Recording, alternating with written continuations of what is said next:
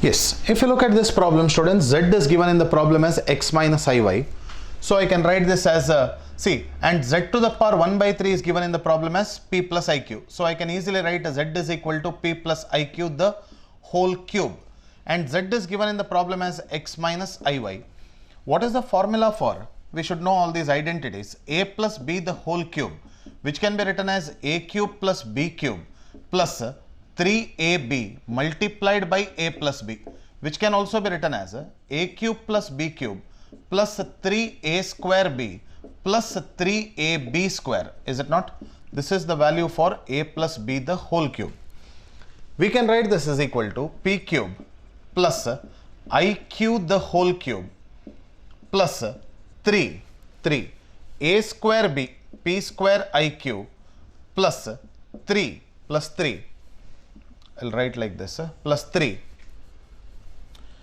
p into I square q square. Is it okay? I square q square. So what do we get now? X minus iy, that is equal to p cube.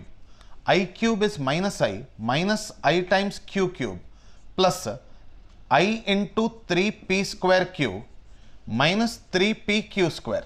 Is it okay? Now if you compare the real and imaginary parts, comparing real and imaginary parts, I can clearly write x is equal to p cube minus 3p q square, correct? And y is equal to minus q cube minus 3p square cube, or I can write y is equal to q cube. This is plus 3p square q.